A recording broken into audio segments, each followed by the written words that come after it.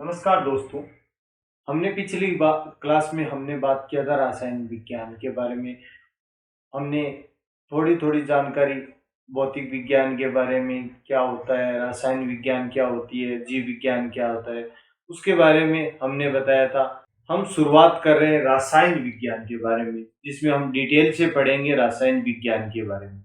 रासायनिक विज्ञान के बारे में विभिन्न प्रकार के टॉपिकों के ऊपर हम डिस्कशन करते हुए चलेंगे, जिसमें सबसे पहला जो टॉपिक है, सबसे पहले बात करते हैं अपने रासायनिक विज्ञान क्या होती है।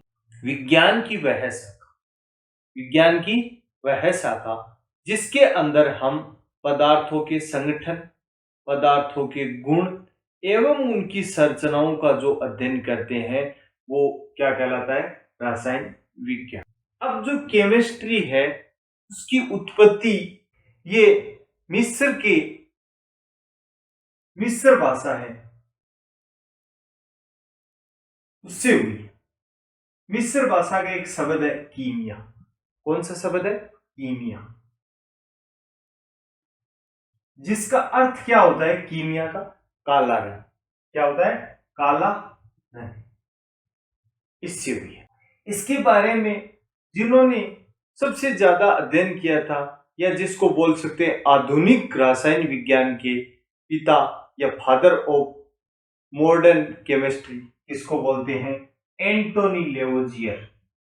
इसको बोलते हैं एंटोनी लेवोजियर। कई बार एग्जामों के अंदर ये पूछ लिया जाता है, लेकिन ज्यादातर इन चीजों के बारे में नहीं डिस्कशन करते हैं।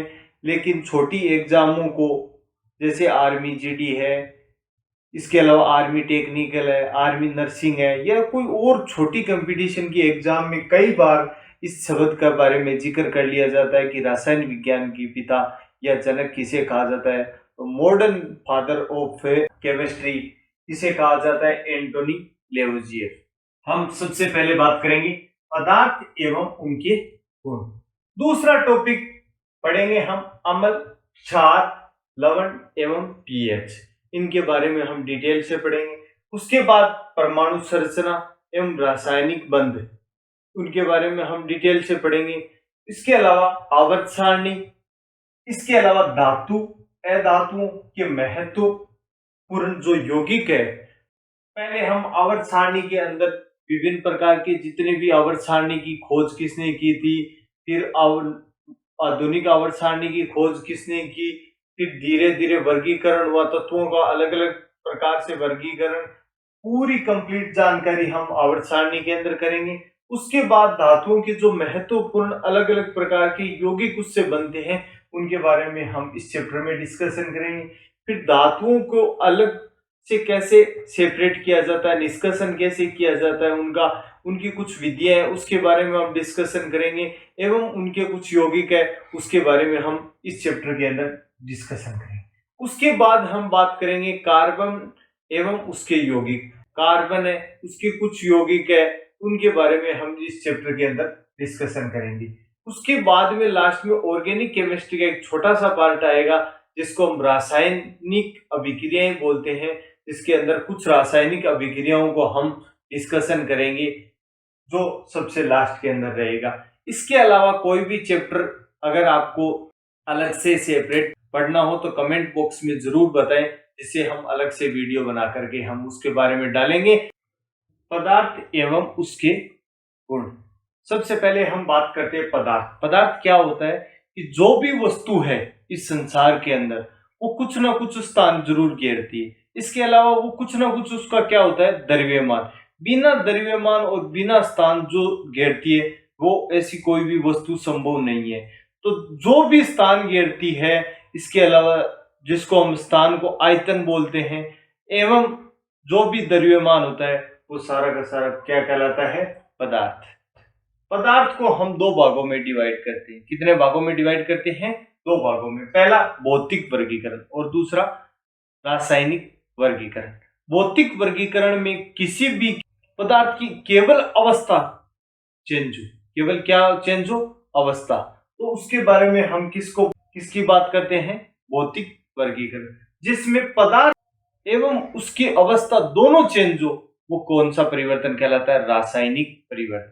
भौतिक वर्गीकरण के अंदर 5 अवस्थाएं देखी जाती है, जिसमें सबसे पहले अवस्था आती है ठोस। कौन सी अवस्था आती है? ठोस, पदार्थ की ठोस। दूसरी आती है द्रव्य, तीसरी आती है गैस, चौथी अवस्था आती है प्लाज्मा, पांचवी आती है बीईसी, जिसके अंदर ठोस, द्रव्य और गैस, ये तीनों तो सामान्य अवस्था के अंदर इस वातावरण में हमारे आसपास के अंदर इन चीजों को हम देख सकते हैं, अनुभव कर सकते हैं। इन सभी चीजों को हम ठोस, द्रव्य, गैस अपने वातावरण के आसपास देखते हैं। लेकिन प्लाज्मा और बीईसी है वो केवल रेयर केस के अंदर हमारे वातावरण से बाहर ब्रह्मांड के अंदर उपस्थित होती है। अगर हम बात करते हैं अपने रासायनिक वर्गीकरण की। रासायनिक वर्गीकरण के अंदर दो पदार्थ आते हैं, एक तो शुद्ध पदार्थ, एक आता है मिश्रण, जिसमें एक से ज्यादा पदार्थ हो वो मिश्रण, और जिसमें केवल एक ही पदार्थ के कुछ गुण हो वो क्या कहलाता है? शुद्ध पदार्थ। जिसमें शुद्ध पदार्थों को फिर दो भागों में डिवाइड करते हैं, जो केवल छोटे कणों से मिलकर बना होता है तत्व, दो या दो से अधिक तत्वों से मिलकर बना होता है यौगिक। तत्वों को फिर दो प्रकार के, धात्विक, अधात्विक। बात करते हैं अपने यौगिक। यौगिक दो प्रकार के होते हैं, कार्बनिक एवं अकार्बनिक। इनके बारे में हम डिटेल से पढ़ेंगे। मिश्रण, मिश्रण भी कितने प्रकार के होते हैं? दो प्रकार के, समांगी मिश्रण और विषमांगी मिश्रण। हम इनके बारे में पूरा डिटेल से अभी जानेंगे। हम बात करते हैं ठोस, द्रव्य एवं गैस। जो हमारे सामान्य वातावरण या वायुमंडल के अंदर तीनों अवस्थाएं उपस्थित होती है, जिसके अंदर ठोस अवस्था, द्रव्य अवस्था एवं गैस अवस्था। सबसे पहले हम बात करते हैं ठोस अवस्था के अंदर। ठोस अवस्था के अंदर आकार क्या होता है? निश्चित। इसका आयतन भी क्या होता है? निश्चित। जैसे किसी भी वस्तु है, अपना मार्कर है, मार्कर को आकार है, ये ऐसा कैसा ही रहेगा। चाहे आप इसको पहाड़ों पे ले जाए, मैदान में रखे, कहीं भी रखे, इसका आकार तो यही रहेगा। आयतन, ये जितना मार्कर है उतना ही रहेगा।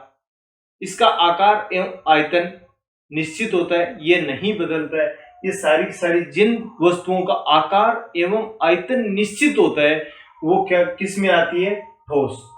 इसको हम कितना भी, जैसे नॉर्मल प्रेशर के साथ अगर हम इसको दबाएंगे, हम संपीड़ित करेंगे, तो इसमें संपीड़न है ये बहुत ही कम होता है। होता जरूर है, क्योंकि इनके कण, बारीक जो कण है, इनमें थोड़ा बहुत मोमेंट लगातार चलता रहता है, उनके अंदर थोड़ा संपीड़न हो सकता है।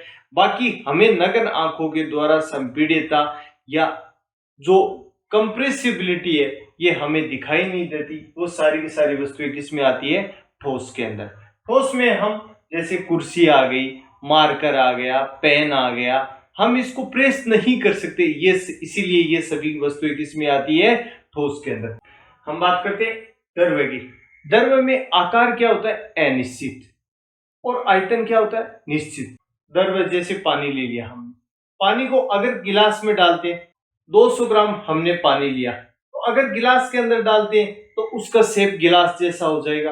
अगर उसको बाल्टी में डालते हैं तो बाल्टी जैसा हो जाएगा। अगर उसको मग के अंदर डालते हैं तो मग के जैसा आकार हो जाएगा। इसीलिए द्रव्य का कभी भी आकार निश्चित नहीं होता। लेकिन चाहे उसको बाल्टी में डालो या मग में डालो या गिलास में डालो, आयतन हमेशा उसका क्या होता है? निश्चित होता है। आप कहीं भी ले जाइए, द्रव्य का आयतन क्या होता है? निश्चित होता है, और आकार क्या हो जाता है? अनिश्चित हो जाता है। संपीड़ितता, हम थोड़ा इसको प्रेशर लगा करके इसको हम प्रेस कर सकते हैं, कंप्रेस कर सकते हैं, इसको दबा सकते हैं, इसके अंदर दाब लगा सकते हैं, इसीलिए इसके अंदर संपीड़ितता उपस्थित होती है। जितने भी घनत्व होता है, इसका घनत्व ठोस की अपेक्षा क्या होता है? कम, और गैस से क्या होता है? ज्यादा। इसकी अपेक्षा द्रव्य के अंदर घनत्व क्या होता है? कम होता है, क्योंकि इनके कण क्या होते हैं? दूर दूर होते हैं। इनके कण बहुत ज्यादा नजदीक होने की वजह से ठोस का घनत्व अधिक होता है। इनके कण थोड़े दूर दूर, क्योंकि लिक्विड को अगर हम फैलाएंगे तो वो फैल जाएगा, इसीलिए उसका घनत्व क्या होता है? थोड़ा कम होता है। अब लेकिन गैसों से क्या होता है? ज्यादा होता है, क्योंकि गैस के कण हमेशा क्या होते हैं? दूर दूर होते हैं। इसीलिए इनका आकार भी क्या होता है? अनिश्चित। इनका कोई आकार नहीं होता। अगर हम कमरे के अंदर कणों को छोड़ दे तो कमरे का आकार ग्रहण कर लेंगे, किसी भी आकार में गैस को डालें वो उसी का आकार ग्रहण कर लेते, इसीलिए आकार भी निश्चित नहीं होता, आयतन भी इनका क्या नहीं होता, निश्चित नहीं होता। ये जितनी दूरी में फैलने की क्षमता रहे, जितना इनको स्पेस मिलेगा, स्थान मिलेगा, इतनी दूरी में ये फैल जाएंगे, इसीलिए इनका आयतन भी क्या होता है, अनिश्चित होता है। इनकी संपीड्यता बहुत अधिक होती है, क्योंकि कण दूर दूर होंगे तो हम इसको ज्यादा से ज्यादा इसको क्या कर सकते हैं, प्रेस कर सकते हैं, दबा सकते हैं, इसीलिए इनकी संपीड्यता है वो सबसे अधिक होती है। घनत्व क्या होता है, सबसे कम होता है, क्योंकि कण सारे दूर दूर होते हैं। जितनी भी गैसें आती है, जैसे H2 गैस हो गई, नाइट्रोजन गैस हो गई, ऑक्सीजन गैस हो गई, जितनी भी गैस है वो सारी गैसों के अंदर पड़ेंगी। इसी के साथ हम आगे बढ़ते हैं। ये तो सामान्य वातावरण के जो अपने आसपास का वायुमंडल है उनमें ये तीनों उपस्थित होती है। चौथी अवस्था होती है वो सामान्य वातावरण के अंदर उपस्थित नहीं होती, जिसका नाम है प्लाज्मा। और पांचवी जो अवस्था है बीईसी, बोस आइंस्टीन कंडेंसेट, जिनको सत्येंद्रनाथ बोस और अल्बर्ट आइंस्टीन के द्वारा एक काल्पनिक तरीके से इसको विकसित किया गया था, इसीलिए पांचवी अवस्था बीईसी।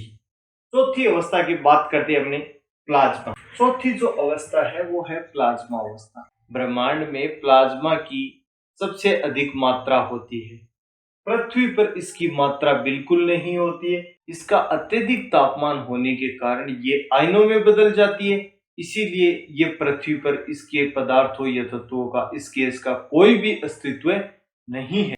बात करते हैं अपने बीएसी, बोस आइंस्टीन कंडेंसेट, क्योंकि इन्होंने सत्येंद्रनाथ बोस एवं अल्बर्ट आइंस्टीन ने इसको प्रयोगशाला के अंदर एक ऐसी कंडीशन विकसित की थी जो आगे जाकर के बीईसी एक नई अवस्था के रूप में कहलाई, इसको बोस आइंस्टीन कंडेंसेट के रूप में कहलाया। इसमें होता क्या है कि वायु है, इसके 1 लाख में भाग, इसके 1 लाख टुकड़े कर दो सामान्य वायु के घनत्व को, इसका एक छोटा सा टुकड़ा लेकर इसके घनत्व को कम, फिर ठंडा करते जाओ, ठंडा करते जाओ।